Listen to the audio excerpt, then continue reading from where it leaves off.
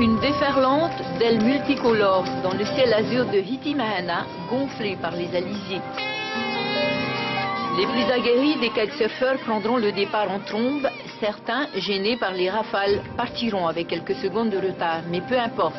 Ce qui compte, c'est l'allure à laquelle on file et l'arrivée à la première bouée. Une bouée située à la passe, il faudra la laisser à tribord avant de contourner l'îlot Martin. Tirer des bords au large demande de l'agilité. Grisé par la vitesse, même le clapot ne semble pas retarder les compétiteurs.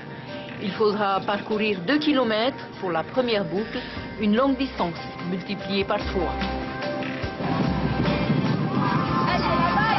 30 minutes 27 secondes. Dans la remontée au vent, c'est ce qui était dur aujourd'hui, comme le vent n'est pas très fort en fait. Et ouais, non, c'était dur quand même, hein. C'est pas facile. Manari Argus se classe second et Reyar Ifadié troisième. Le champion de l'année 2012 perd son titre. 14e à l'arrivée, il est aussi l'organisateur de l'événement. Et Tao, il a choisi la bonne taille en aile. Bon, j'avais une petite aile, une 8. Lui, je crois qu'il était en 12. Donc c'est pour ça, je pense que c'est ça qui a fait la différence. La plupart des premiers, ils ont que des grosses ailes, quoi. Elle arrive là. Elle, c'est la première des féminines. Niuhiti a marqué son adversaire durant tout le parcours et coupe la ligne d'arrivée à 2 mètres de la seconde.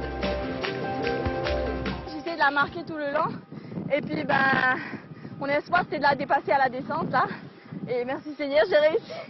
Un peu déçue quand même, parce que j'ai passé toute la course dans les premières et en arrivant, je me fais dépasser sur la ligne, alors un peu déçue. Ils sont près d'une quarantaine licenciés, férus de glisse. La première compétition de l'année est une réussite. D'ici là, peut-être dans quelques années, si certains sont partants de faire des clubs chez eux, dans chaque île, pour pouvoir faire une fédé de kite de Tahiti. Prochaine étape, une descente sur Moorea. Il faudra beaucoup d'entraînement et de l'endurance.